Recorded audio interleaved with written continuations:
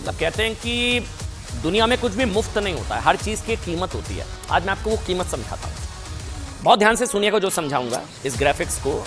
80 साल तक जीने वाला एक आदमी आमतौर पर अपने जीवन में 67 करोड़ 87 लाख 68 हजार बार सांस लेता है। ठीक, अच्छा जो फिगर है ना ये क्यों है मैं आपको समझाऊंगा, दोबारा से सुनिए जो बता रहा हूं।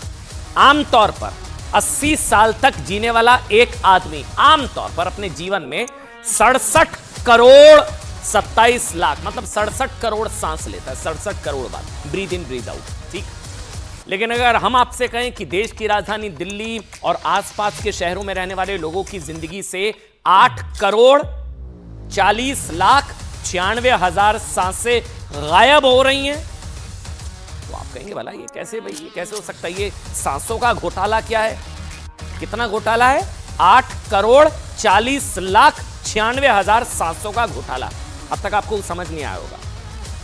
देखिए ऐसा है कि कोई भी व्यक्ति 10 वर्षों में औसतन 10 वर्षों में औसतन 8 करोड़ 40 लाख 96 हजार बार सांस लेता है।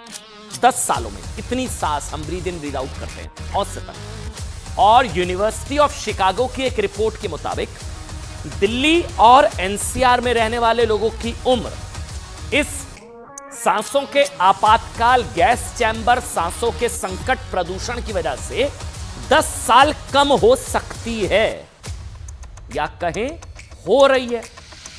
तो इसीलिए 10 साल अगर उम्र कम हो रही है तो ये एक तरीके से इतनी सांसों का घोटाला, मुफ्त में गए 10 साल। सवाल ये है कि वो कौन है जो आपके जीवन भर की सांसों में से 8.5 करोड़ सांसें एक झटके में गायब कर रहा है?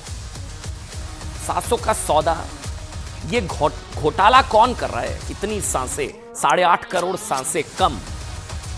आपने कई तरह के घोटालों के बारे में सुना होगा ना, लेकिन शायद किसी और घोटाले से आपको इतना फर्क पड़ता हो, मतलब जितना फर्क आपकी सांसों के साथ हो रहे घोटाले से आपको पड़ सकता है या पड़ रहा होगा, जो मैं बता रहा हूं। दिल्ली में आम आदमी पार्टी की सरकार को लगभग 10 साल हो गए और इन 10 सालों में इस प्रदूषण की वजह से दिल्ली के लोग औसतन अपने जीवन के इस रिपोर्ट को अगर सही माने तो 10 वर्षों की कुर्बानी दे चुके हैं।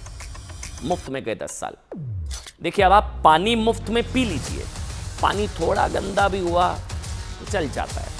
आप बिजली मुफ्त में ले लीजिए, बिजली थोड़ी कम भी मिले तो चल जाता है, ये है तो मुफ्त ना।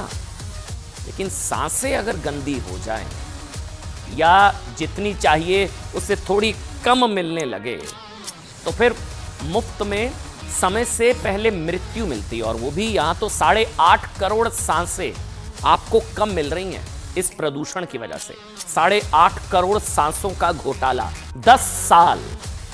देखिए हमारी बातें कुछ लोगों को कड़वी लग रही होंगी, उन्हें लग रहा होगा कि भाई हम एक तरफा हमला कर रहे हैं, सांसों की बात है भाई।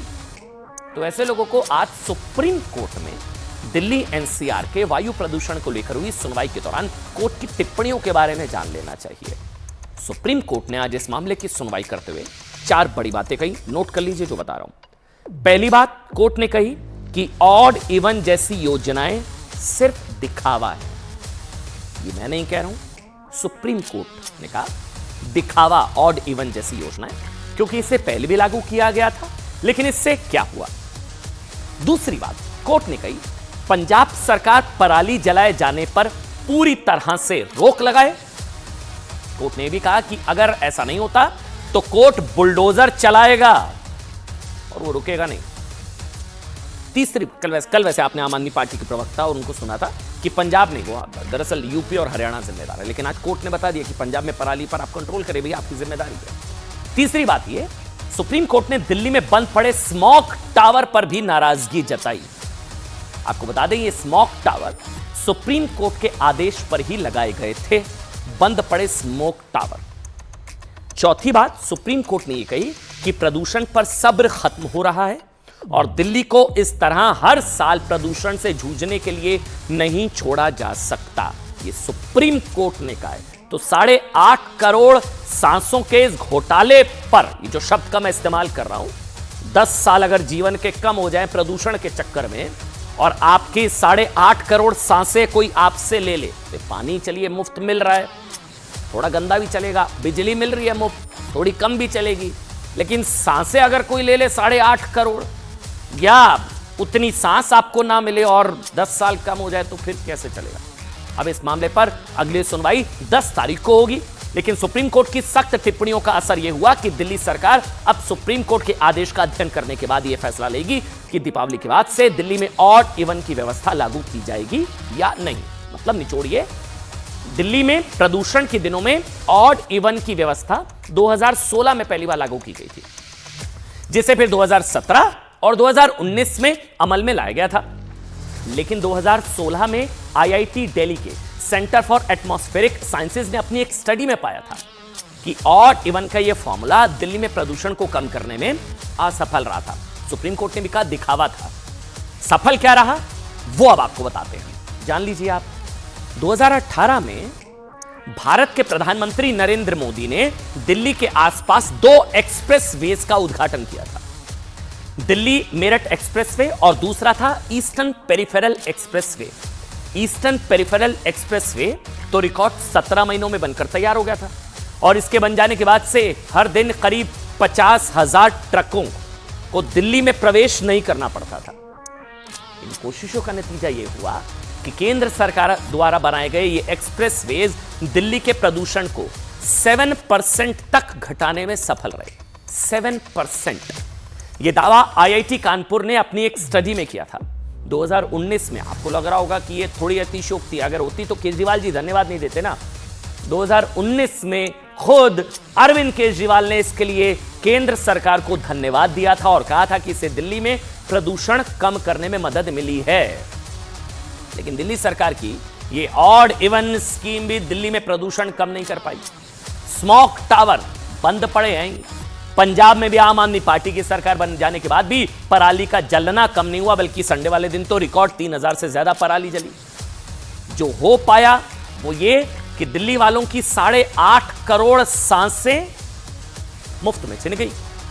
आम आदमी पार्टी 10 वर्षों से दिल्ली की सत्ता में है, और अगर सरकार ने थोड़ी सी दूरदर्शिता दिखाई होती, थोड़ी सी, मतलब ये हो सकता है, ये आने वाला है, स्मोक टावर को चला दिया जाए, बंद पड़े हैं, थोड़ी सी दूरदर्शिता दिखाई होती तो इस समस्या को शायद हल किया जा सकता था।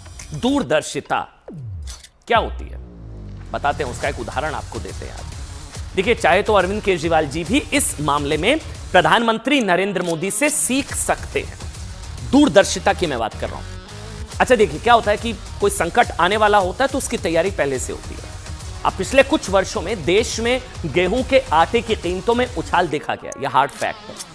एक अनुमान के मुताबिक वर्ष 2018 से 2022 के बीच गेहूं के आटे की कीमत में 31% की वृद्धि हुई है। 2018 में आटे की कीमत 30 रुपए प्रति किलो के करीब थी, जो अब इस समय मतलब 38 रुपए के करीब है। और अगर आप बड़े ब्रांड्स की बात करें तो यह कीमत 60 से 70 रुपए तक चली जाती है। और अक्सर होता है ना, फेस्टिव सीजन में डिमांड बढ़ती है। अब जैसे फेस्टिव सीजन, त्योहार का सीजन शुरू होने वाला है, आपने देखा होगा कि त्योहारों के मौसम में खाने पीने की चीजें महंगी हो जाती हैं। और इस समय दुनिया भर में जो वैश्विक हालात है, जैसे रूस यूक्रेन के बीच युद्ध रुक नहीं रहा, इजराइल हमास के बीच भी युद्ध चल रहा है, ऐसे हालात में आने वाले समय में आटे जैसी जरूरत की चीजों में बढ़ोतरी की आशंका से इनकार नहीं किया जा सकता। उसको एंटिसिपेट कम से कम किया जा सकता है कि डिमांड बढ़ेगी। फेस्टिव सीजन है दुनिया भर में, तो दूरदर्शिता क्या होती है। अगर ऐसा ना हो पाए तो इसके लिए प्रधानमंत्री नरेंद्र मोदी ने अभी से तैयारी शुरू कर दी है। अब सुनिए जो बता रहा हूं, ये तस्वीरें देखिए। दूरदर्शिता किसे कहते हैं, मोदी से सीखेंगे केजरीवाल, ये सवाल है हमारा। केंद्र सरकार ने आटा का अपना नया ब्रांड लॉन्च किया है, जिसका नाम है भारत आटा। ये लोगों को 27.5 रुपए प्रति किलो के हिसाब से मिलेगा। इस आटे की बिक्री के लिए केंद्रीय खाद्य मंत्री पीयूष गोयल ने 100 मोबाइल वैन को हरी झंडी दिखाई, जिनके माध्यम से देश के अलग अलग शहरों में सब्सिडी वाले इस आटे की बिक्री की जाएगी। भारत आटे का डिस्ट्रीब्यूशन केंद्रीय भंडार के मोबाइल आउटलेट और सरकार की नेफेड और एनसीसीएफ जैसी कोऑपरेटिव संस्थाओं के माध्यम से किया जाएगा।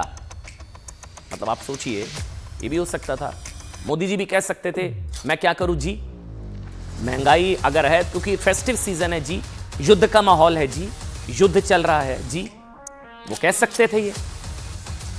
लेकिन आप सोचिए, उन्होंने नहीं कहा। उन्होंने पहले से तैयारी की, दूरदर्शिता की। यही प्रदूषण के साथ भी संभवतः हो सकता था।